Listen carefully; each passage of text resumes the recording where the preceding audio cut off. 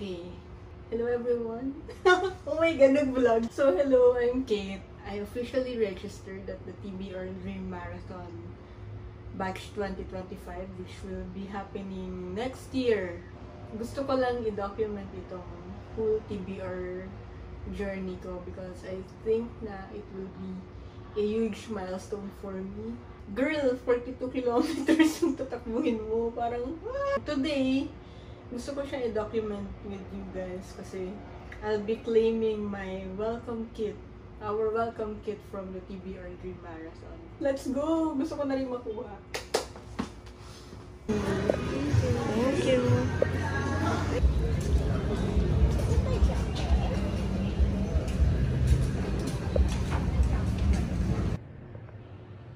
And then we have a sticker. Hello everyone, and welcome to your first full circle. I see all the claps there. This is the 14th TBR Dream Marathon. The biggest age group are in your 30s. Okay, so mga 30s dyan, mag-mingle kayo dyan. We encourage positivity. Walang pagalingan dito, walang pabilisan, walang payabangan, please. Pwede magyabang lang konti when you accomplish a goal, share it with your batchmates. Feel free. And we don't see that as kayabangan. We will be supporting each other and lifting each other up.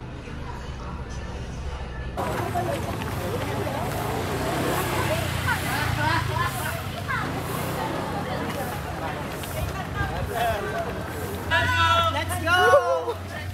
Let's go, runners! Let's go!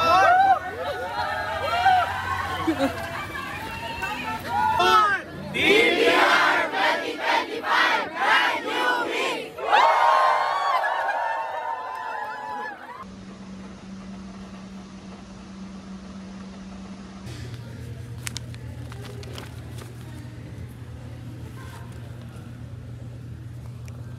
Nine, 10. Six, good job.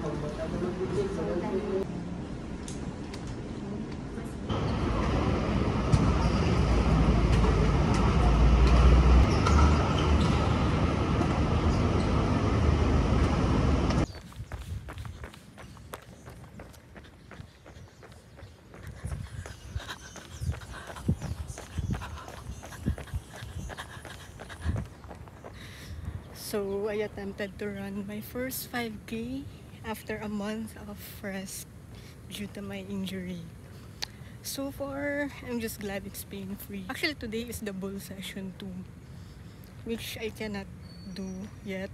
So, hopefully after a couple of weeks ng slow and steady run, I can go back to my training block for TBR Marathon. I'll focus muna yata sa mga short and slow distances for now. So yeah. How to fuel for your first marathon? Paano nga ba? Today, may kita show of hands again kung ilan dito yung first timers for the 42. It is a nutrition strategy. It is used when you need to do an event that is very, very long. Very, very long means beyond 90 minutes. So do you need to carbo load for a 10-kilometer run? Debatable, but usually, if you can do it sub 1, or you can do it kind 1 hour 15, 1 hour 20, you probably don't need to carbo load for a 10K. For a 21K, definitely yes. For a 42K, definitely, 100% yes.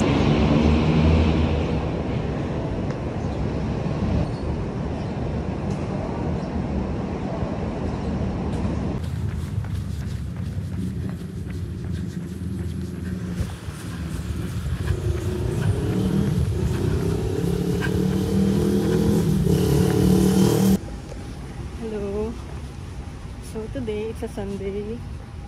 Usually, it's an LSD or a long, slow distance run. So, I attempted to do one. But then, I mean, it was going well. But then, at the 6K mark, I felt pain in my right ankle. So, I thought that I could wing it until 10. But no, you couldn't. So, hanggang 7K lang ako today. And right now, I've been feeling these sharp pains while walking. So wala lang, na-realize ko lang na di pa kaya talaga mag-long distance yan. So, hello. I managed to do a long run. Actually, three long runs after no last video. The first one was an LSD for TBR training in Ayala. That was successful. Second one was the 21K A6 run, which was fun. Really had fun. Tapos sobrang antok after kasi it was 12 midnight yung start. And then may isa pang long run. So, the UP one. So, I went to UP for a TBR long run din. So, it was 16K, I believe. And then this one, today, it's just 75 units LSD. Next week, I will be doing a long or super long run. It's 2 hours and 40 minutes with TBR sa Ayala. I hope I manage to finish it kasi I don't know, iba na yung pagod. Iba na yung pagod this month with the training blocks. But we push through, so yeah. Hello. So today is our third pool session at TBR. And we're going to run for 2 hours and 40 minutes today. So medyo mani pa yung boses ko. But sabi pa lang good luck. 2 hours and 40 minutes is quite a long run, so let's go.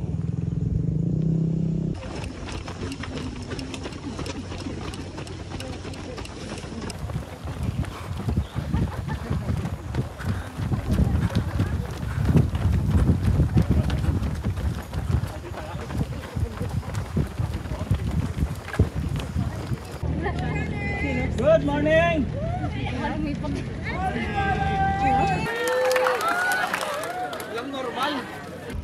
Hey, so we just finished the bull session 3. The long run was around 2 hours and 40 minutes or 20K. So, hindi ko na sinarado sa 21 because pagod na ako. But experience, it was very nice. It was hard, but I think big factor of it was choosing the right pace group. Originally, I was in the 4-1, but then I realized na I need to slow down pa. So I switched to the 3-1 group, which was the best decision I made. The pace group was so nice, and then grabe, it made it bearable to run the whole 20K. The next run will be next week, 75 minutes, and then the week after that is a much longer run. It's around 3 hours, I think 3 hours and something minutes, but I'm not complaining, ginusto ko to. So yeah, I think the distance just keeps getting longer, the training gets harder, but the run keeps getting better. That's all for today. Magkakape na ako!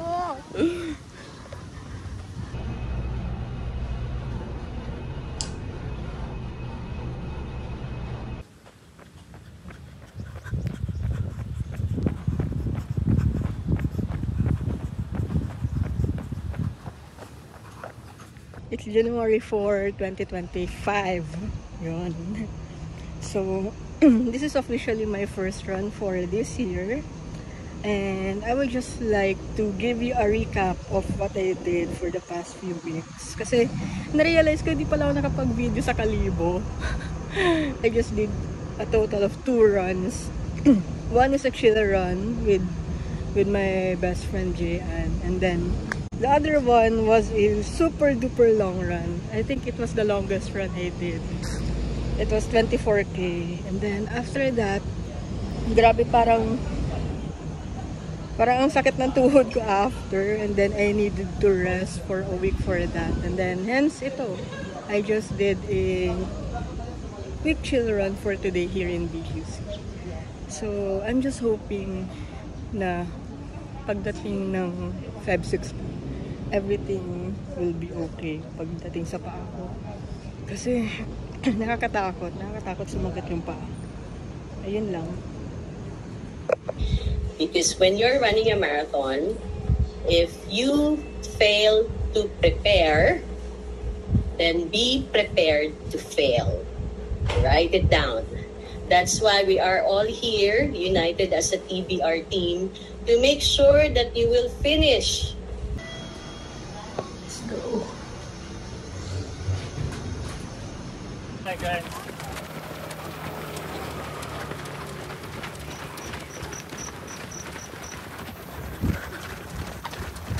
3-1 walk.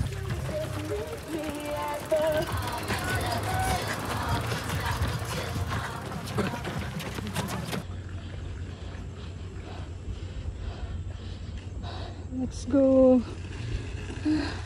When we exit the Pacific Rim, we turn left and then we head now to the Laguna Heights. Okay, for those who are familiar already with it, it's in the Palms area, Palms Country Club.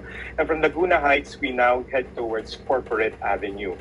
Nagkakasakit kayo, but those things are just normal. So you have to embrace that experience, but at the same time, you have to come in prepared. It's really that preparation is crucial at this point. So what do we do leading up to race day? Especially if you're not focused on time, which is our philosophy here in TBR.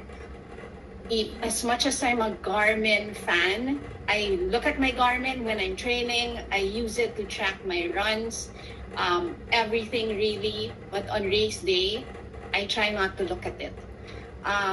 It removes all the fun from running. If you're focused on your pace the whole time, you won't see the people around you. You won't notice the road. You won't see the volunteers. You won't see that our dream chasers will be preparing lugaw, dirty ice cream, biko, lahat-lahat na. All the food that will be surrounding you. Please just enjoy this experience. Your first marathon should be fun. That's what we try to remind all of you. It can be stressful now because we try to give you so much information to get you ready for race day. Sometimes I feel like we provide you too much information that you worry even more. Try to avoid that and immersing yourself in the experience without overanalyzing. There's so much info now online to get you worried about your pace or your checklist or everything. Just go there. We'll try to provide everything that you need and just trust in your training and enjoy. Enjoy every step of the journey. So I wish you all good luck and all the best on your race. And then we're excited to see you. Send-off party is on February 11th. So we hope to see you there. We have so much things for you guys. And then good luck. And good night. Have a good night, everyone. Thanks. Night. Good night. Thanks. See you at the send-off. Ma'am, palagay na lang po sa wrist mo, ma'am. Ah, okay. Thank you. All we need is just one drink.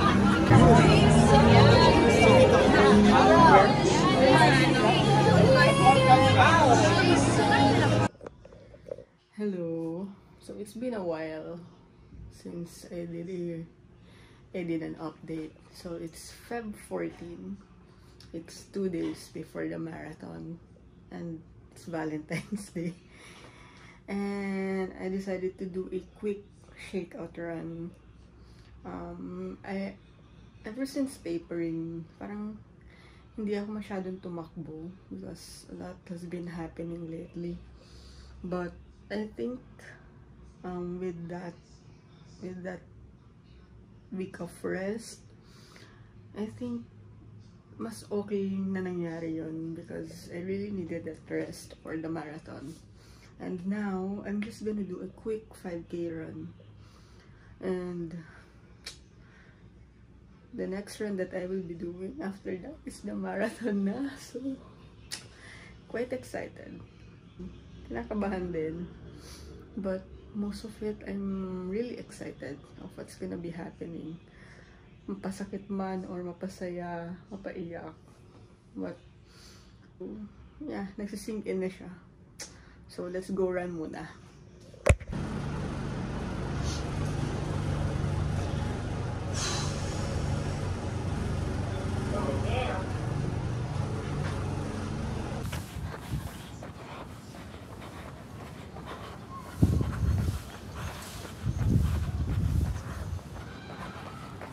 Anyway, I think we're good. Let's go. It's the day before the marathon. And I don't know, ang dami kong nararamdaman ngayon. Parang mixed emotions. I feel nervous, I feel excited, I feel happy. Ang dami. And siguro, looking back from all of the things that happened, my injury, everything, and now it led to this. Finally here, I just can't believe na patapos na siya. And I just learned to love the whole training block. I know I said in my Strava na parang it is the end of the training block, this is the last run for it. But then I realized na maybe this is the new routine, na parang as someone who runs a lot, ito na siya, you will run 3 runs a week. So there's nothing new about it. And now that we're here, I feel at peace. Hindi parang kalmado lang. Kasi parang alam ko na parang I trust the training. I trust all of the things that I've learned from TBR. So, and I'm really glad that I'll be doing my first marathon with TBR. It's true what they say, it can be life-changing. Kasi after this is my new habit. It's my new routine. And now, it's finally here. I'm excited to claim my medal tomorrow. I'm excited for all my batchmates to cross that finish line. I'm happy for all of my friends who are supporting me. Now, as we speak, nagme-message sila sa akin. Thank you guys. I appreciate all of it. And now, I'm gonna rest. And let's see. Tomorrow, this is it. Good night.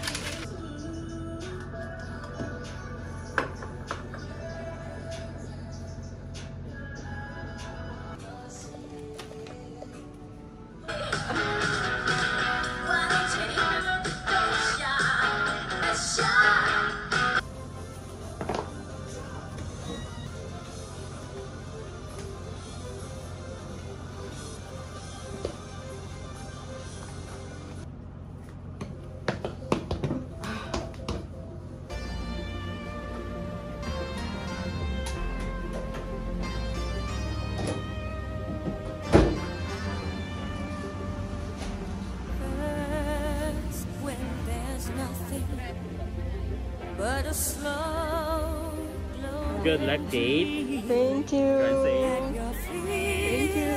For sure. Today, Feb 16, 2025 is going to be a day you'll never forget. This is what all of you have signed up for 20 weeks ago.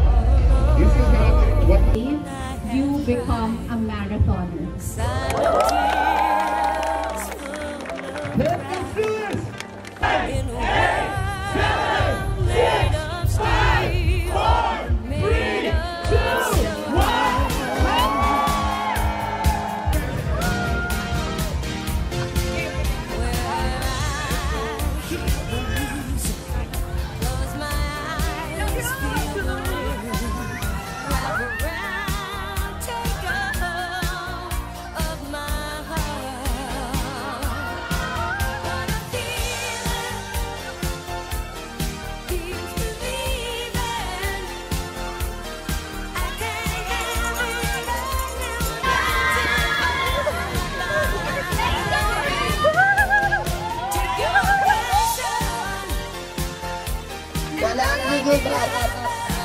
Walang ibang tamang sagot kung never give up.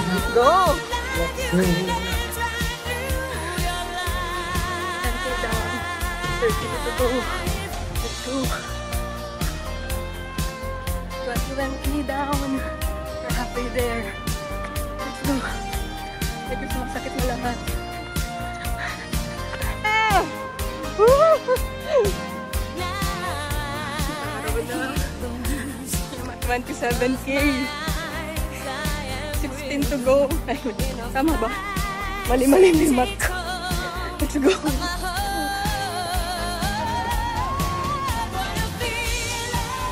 Go team!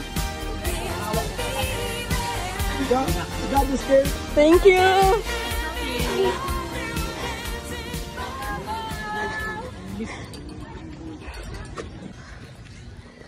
Hello. Hindi ko na kaya. Naglakad muna ako. Last 10K. Last 10K. Let's go.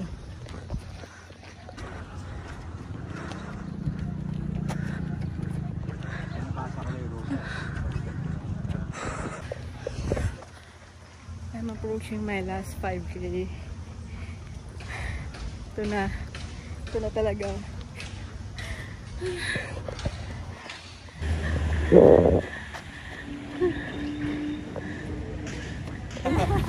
Ayan na mga katropa ko. Atin na namin siya. Let's go! Last 5K. Let's go.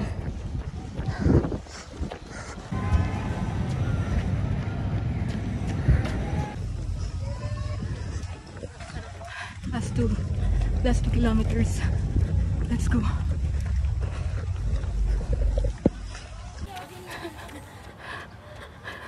Finish line. Lapit na. Let's go. I don't wanna talk. If it makes you feel sad, and I understand, you've come to shake my hand. I apologize if it makes you feel bad, seeing me so tense, no self-confidence. But you see, it takes it all.